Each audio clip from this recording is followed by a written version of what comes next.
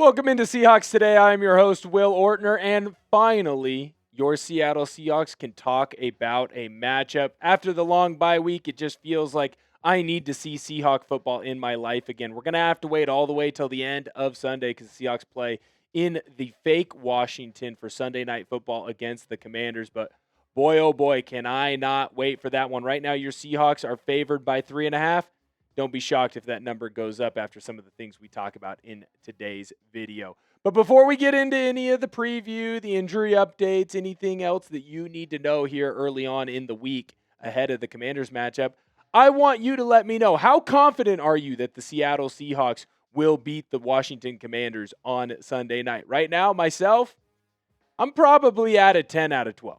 I'm pretty darn confident that the Seahawks get the job done. Let me know what you think down below in the comments.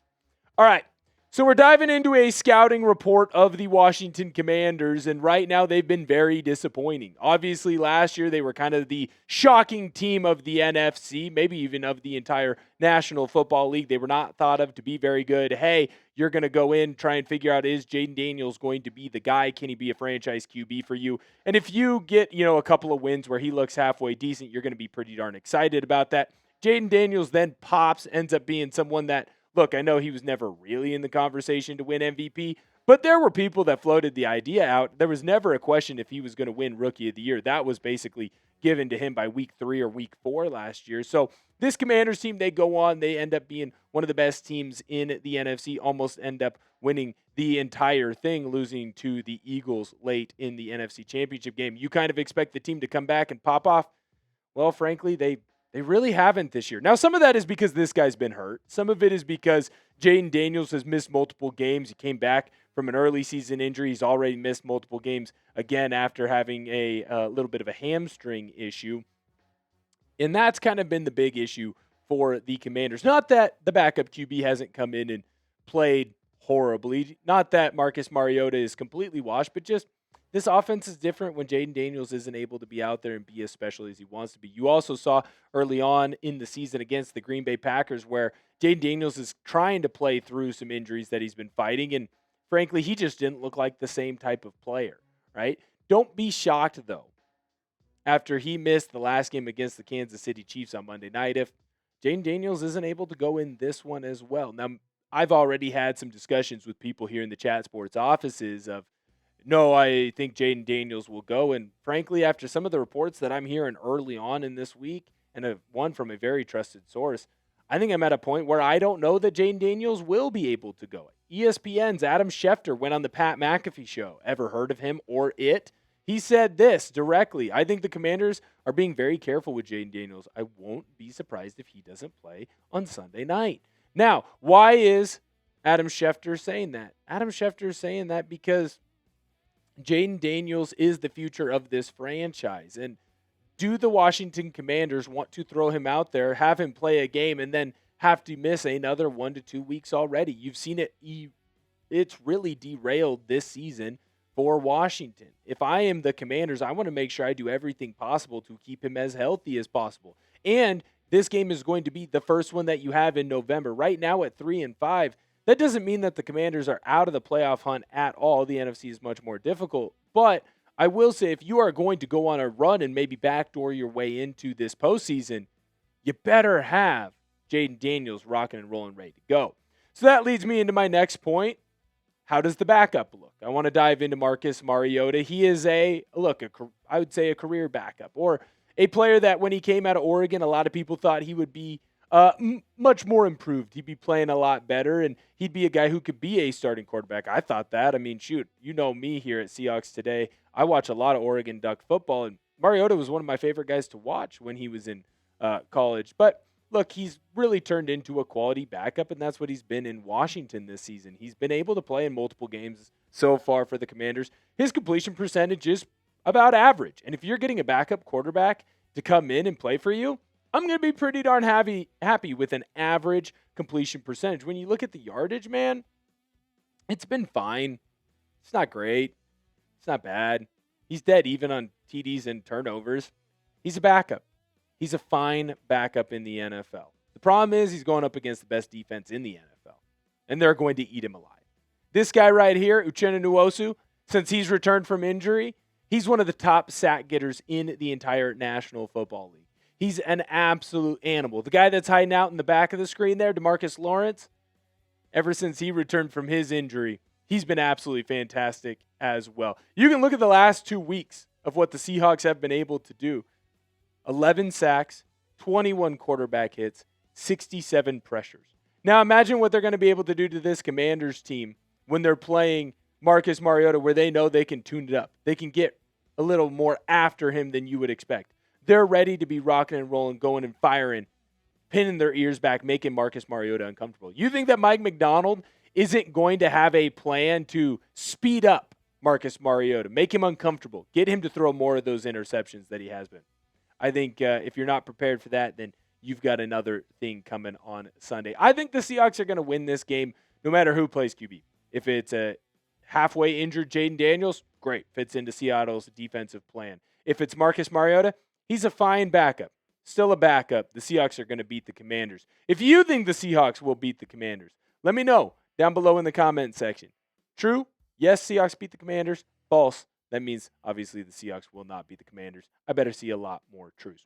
I want to dive into your Seattle Seahawks injury updates and injury status, but before I do that, I need to let you know about the proud sponsor of today's video, and that, of course, is Prize Picks. The hard-hitting football action is even better with Prize Picks. The weather might be changing, but the feeling of being right never gets old. So keep the season rolling on Prize Picks by getting $50 instantly in lineups when you play your first $5. Prize Picks is simple to play. Just pick more or less on any 2 to 6 player stat projections. If your picks are right, you can cash in. Prize Picks invented the flex play, which means you can still cash out if your lineup isn't perfect. You can double your money even if one of your picks does not hit. Prize Picks is the best way to win cash this football season. Which players are going off, which ones are overhyped. Make your picks in less than 60 seconds and turn your takes into cash all season long on Prize Picks. I have a nice 2-pick power play for this Sunday. Sam Darnold against the Commanders defense, more on his passing yards. George Pickens against the Cardinals defense, more on his receiving yards. Download the app today and use code CLNS to get $50 in lineups after you play your first $5 lineup. That's code CLNS to get $50 in lineups after you play your first $5 lineup. Prize Picks. It's good to be right.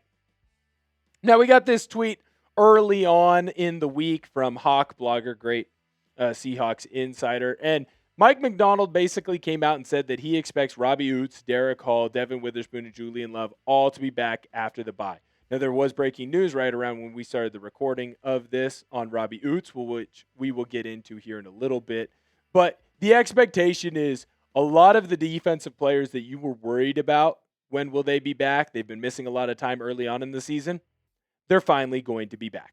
We are finally going to see what this defense can be when it's fully healthy. Because right now, what you've seen out of the defense is a lot of stellar play aside from the Tampa Bay Buccaneers game. And the reason that one didn't have a ton of stellar play was because of the vast amount of injuries. Now, that doesn't mean you haven't been injured the rest of the way. I mean, Julian Love and Devon Witherspoon have been basically out of the lineup, in the lineup for a game, then back out of the lineup, right? Derick Hall's missed the last couple of games with that oblique injury. DeMarcus Lawrence missed some time with his injuries. Rick Woolen missed some time with a concussion. So you go through the Seahawks defense, and as good as it has been, which is one of the best in the NFL, they've been doing it basically at 80%, best case scenario, maybe 85, but most of the time right around that 70, 75 mark. So you're finally going to see a defense that is 100% healthy. We're going to see how the Seahawks use Devon Witherspoon in conjunction with Nicky Manwari. We're going to see Julian Love out there kind of directing some of the younger players. The communication issues that we have seen come in that Seahawks secondary, they're not going to be there because the captains are back. And frankly, I can't wait to see that defense at full strength. Now, offensively, Robbie Ouzts, he is officially returning to practice this week. Now, that does not necessarily mean that he will be ready to go on Sunday. What is known is that Robbie Ouzts has been out running around and participating in practice. This is a good thing. But because he was on the IR, they do have to ramp him back up, get him ready to go. The addition of the fullback, the starting fullback, Robbie Ouzts, in this Seattle Seahawks offense is going to be huge for that run game, which we've seen be mediocre at best. I think that the addition of your true blue starting fullback is only going to open up this offense. This is the healthiest you've seen the Seahawks team all freaking year. Finally, we are going to get to see what this team can do to the full extent of their powers.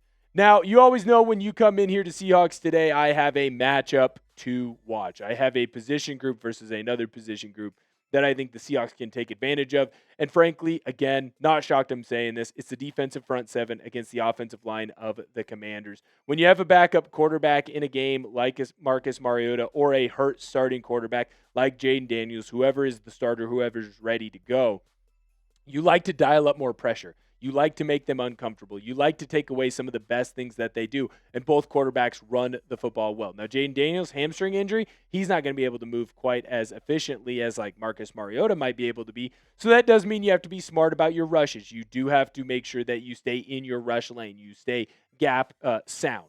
I think the Seahawks are going to be able to do that. I like this front seven to get pressured with just rushing for, but also don't be shocked if you see more and more fire zones and exotic blitzes coming from Mike McDonald just to speed up whoever is playing quarterback for the Commanders. Now it is prediction time, and I want you to predict the score for the Seahawks versus the Commanders. Personally, for me, I think that the Seahawks are going to get it done, and I'm going to share that here with you right now. Seahawks 28, Commanders 14. I want you to go down below in the comments. Let me know. Do you think the Hawks win? Do you think the Commies win?